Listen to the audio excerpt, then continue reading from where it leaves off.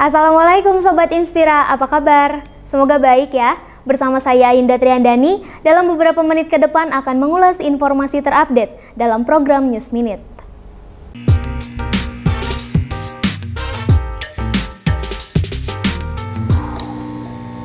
Berita pertama kita buka dengan sosialisasi terkait kemudahan yang kini dapat dirasakan oleh masyarakat dalam ujian praktek SIM-C, di mana lintasan angka 8 dan zigzag tak berlaku lagi. Kemudahan dirasakan masyarakat dalam ujian praktek mendapat SIM-C motor. Lintasan manuver slalom atau angka 8 dan zigzag kini tak berlaku lagi. Begitupun dilakukan Satpas Satlantas Polres Cimahi. Lintasan angka 8 kini diganti bentuk S dan mudah dilalui peserta uji. Kemudahan itu berdampak pada tingginya animo warga untuk permohonan SIM-C. Calon pemohon SIM-C yang ikut praktek menilai lebih mudah.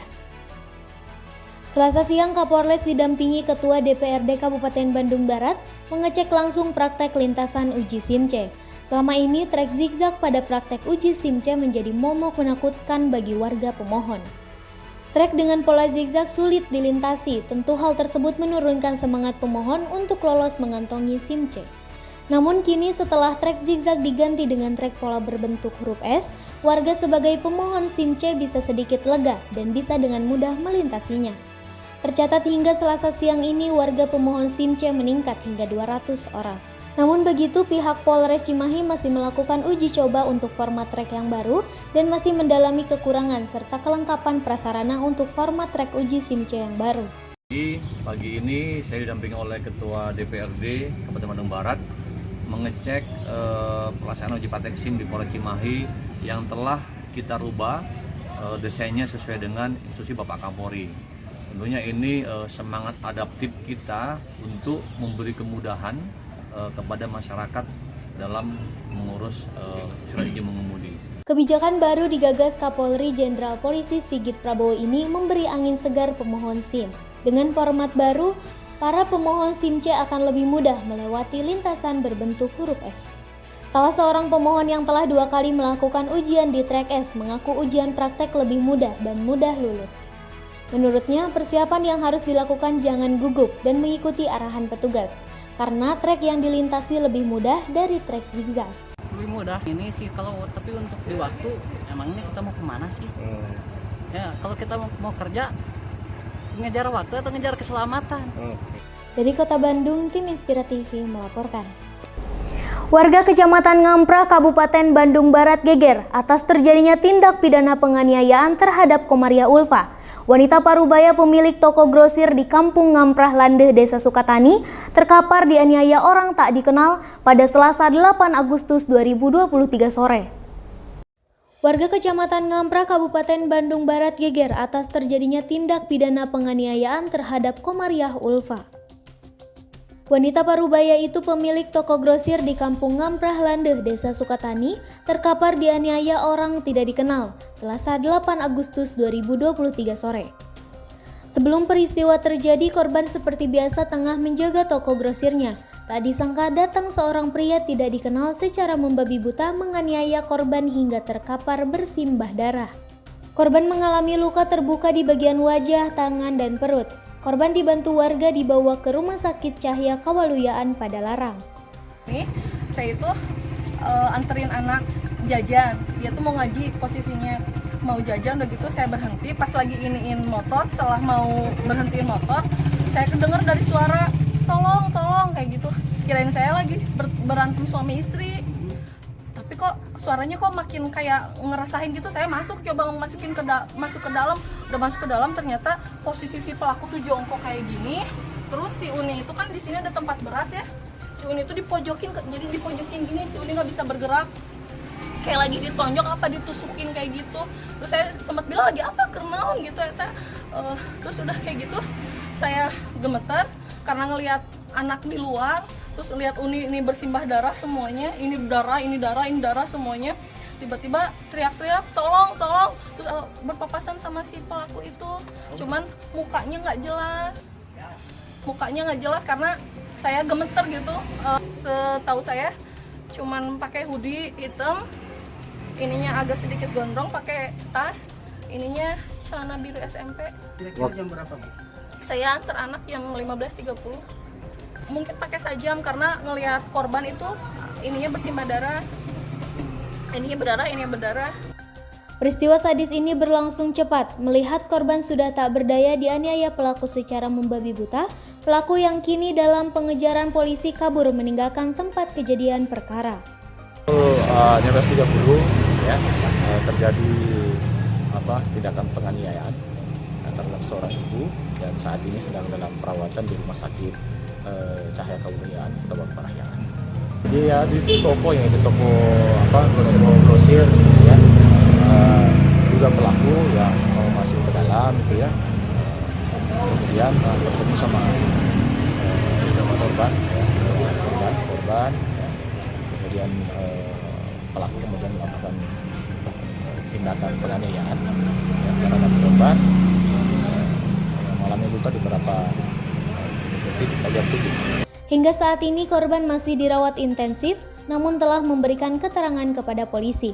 Tim Satreskrim Polres Cimahi telah mengumpulkan keterangan saksi dan mengantongi petunjuk rekaman kamera pengawas CCTV. Dari Kabupaten Bandung Barat, Tim Inspira TV melaporkan. Badan Narkotika Nasional atau BNN Provinsi Jawa Barat berhasil mengamankan pelaku peredaran narkotika jenis sabu seberat 7 kg lebih dari sindikat jaringan luar negeri melalui Aceh yang akan diedarkan ke wilayah Jawa Barat. Penangkapan bermula dari laporan masyarakat kawasan Caringin, Kota Bandung pada 15 Juli lalu, di mana diduga kerap terjadi transaksi narkotika yang dilakukan oleh kondektur bus Banda Aceh tujuan Kota Bandung. Merespon laporan tersebut, tim bidang pemberantasan BNN Jabar langsung melakukan penyelidikan dan pada 19 Juli 2023 berhasil mengamankan 2 orang supir dan 3 kondektur bus jurusan Banda Aceh Jakarta Bandung di res area kilometer 19 Tol Jakarta Cikampek, Tambun Selatan, Kabupaten Bekasi. Para tersangka inisial B, D, F serta supir R dan S bekerja pada tersangka Z yang kini masih menjadi DPO. Para tersangka sudah 3 kali membawa sabu milik Z sebanyak 3 kg pada Mei silam ke daerah Sumbersari, Kota Bandung dengan upah 10 juta rupiah. Dari kemasan barang bukti tersebut yang merupakan teh Cina bertuliskan Gua Nyiwang, diduga sabu berasal dari luar negeri seperti Laos, Myanmar, dan Cina yang masuk ke Aceh melalui Malaysia lalu diedarkan oleh sindikat lokal. Dengan aksi kriminal tersebut, para tersangka dijatuhi hukuman seumur hidup atau hukuman mati. BNN Provinsi Jawa Barat atas laporan dari masyarakat mendapat informasi bahwa akan ada pengiriman narkotika jenis sabu ini dari Aceh menuju ke wilayah hukum Provinsi Jawa Barat. Kita bisa mengamankan 7 bungkus plastik warna hijau berisi kemasan teh Cina bertuliskan Gua Nyiwang, berisi kristal diduga narkotik jenis sabu dengan berat bruto 7.602,93 gram.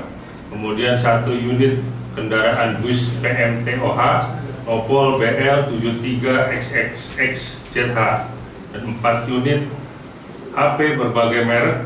Kemudian uang tunai sebesar 5 juta rupiah. Kemudian selanjutnya uang tunai sebesar 35 juta Dari Kota Bandung, Jawa Barat, Ruby Rizka melaporkan. Bupati Bandung Dadang Supriyatna Senin kemarin mengumumkan Stadion Sijalak Harupat akan menjadi salah satu tuan rumah sekaligus venue pertandingan sepak bola Piala Dunia U17. Setelah dilakukan inspeksi pekan lalu, saat ini pemerintah Kabupaten Bandung menunggu surat resmi penunjukan tuan rumah Piala Dunia U17 dari FIFA melalui PSSI. Stadion Sijalak Harupat di kawasan Kutawaringin, Kabupaten Bandung hampir dipastikan bakal menjadi tuan rumah untuk venue atau salah satu tempat pertandingan Piala Dunia U17. Kepastian tersebut disampaikan Bupati Bandung Dadang Supriyatna usai mendapatkan informasi dari PSSI pasca evaluasi sekaligus inspeksi FIFA pekan lalu. Namun demikian, dalam hal ini pemerintah kabupaten masih tetap harus menunggu surat resmi penunjukan tuan rumah dari FIFA melalui PSSI yang dijadwalkan keluar pekan ini. Sebelumnya Bupati meyakinkan jika Sijalak Harupat akan terpilih bersama 3 stadion lainnya di Pulau Jawa untuk menjadi tuan rumah Piala Dunia U17. Kalau surat resmi belum, hanya kemarin katanya informasi bahwa Pak Ketua Umum PSSI sudah statement bahwa untuk calon tuan rumah Piala Dunia FIFA usia 17 ini ada di 4 lokasi yang semuanya di Pulau Jawa, yaitu JIS ya, Jakarta International Stadium, yang kedua di Manahan Solo, yang ketiganya di Sejalak Harupat, dan yang keempatnya di satu lagi. Tetapi alhamdulillah kalau toh Sejalak Harupat menjadi tuan rumah, ya ini salah satu kebanggaan kami warga Kabupaten Bandung dan Jawa Barat, yang mana sudah bisa mewakili daripada stadion yang ada di Jawa Barat, bahwa Sejalak Harupat bisa menjadi salah satu tempat tuan rumah. Tentunya saya berharap warga masyarakat Kabupaten Bandung khususnya jadilah tuan rumah yang sopan, jadilah tuan rumah yang tentunya santun, sehingga para supporter yang akan hadir di Kabupaten Bandung dan Jawa Barat ini bisa melaksanakan nontonnya dengan nyaman dan aman dan tenang. Pekan lalu, stadion berkapasitas 27.000 tempat duduk ini sudah diinspeksi FIFA. Inspeksi meliputi pemeriksaan sarana dan prasarana stadion, mulai dari rumput, kemudian tribun, sarana penunjang seperti ruang VVIP, toilet, hingga area parkir.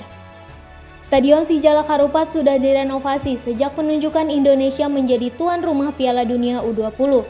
Sebelum akhirnya penyelenggaraan dibatalkan, pemerintah menggelontorkan biaya hampir 115 miliar rupiah untuk renovasi. Dari Kabupaten Bandung, Jawa Barat, Hedi Trisnayadi melaporkan. Berita terakhir sekaligus penutup perjumpaan kita kali ini datang dari Bayangkari yang menjadi perwakilan tiap ranting polsek di wilayah hukum Polresta Bandung. Sebanyak 20 peserta mengikuti lomba memasak dengan tema makan sehat di halaman Mapolresta Bandung. Demikian Sobat Inspira berita terupdate hari ini. Saksikan program terupdate lainnya bersama saya Ayunda Triandani hanya di Inspira TV. Wassalamualaikum warahmatullahi wabarakatuh. Sampai jumpa. Puluhan istri anggota polisi mengikuti lomba masak di halaman Mako Polresta Bandung. Para peserta adalah perwakilan Bayangkari dari tiap-tiap polsek di wilayah hukum Polresta Bandung. Perlombaan ini digelar dalam rangka Hari Kesatuan Gerak Bayangkari ke-71. Para peserta lomba masak ini akan memasak berbagai jenis olahan sesuai dengan tema, yaitu makanan sehat, dengan waktu yang ditetapkan oleh Dewan Juri selama 2 jam. Beberapa kriteria akan dinilai oleh juri yang merupakan eksekutif chef dari hotel ternama di Kota Bandung. Penilaian tersebut diantaranya rasa makanan, kebersihan, dan penyajian atau plating. Menurut Kapolresta Bandung Kombes Pol Kusworo Wibowo, perlombaan ini diharapkan bisa dibawa ke rumah masing-masing karena selain lomba tetapi juga edukasi kepada anggotanya tentang makanan sehat. Hari ini dari Bayangkari Cabang Kota Bandung sedang melaksanakan kegiatan penyaringan chef atau lomba memasak yang akan diadakan oleh Bayangkari daerah Jawa Barat, di mana untuk bisa mengirim perwakilan ke sana, tiap-tiap cabang, tiap-tiap polres mengadakan dulu di cabang masing-masing. Setelah ketemu yang paling layak, yang menang di tingkat cabang, nanti akan berangkat mewakili cabangnya di daerah Jawa Barat untuk berlaga di sana.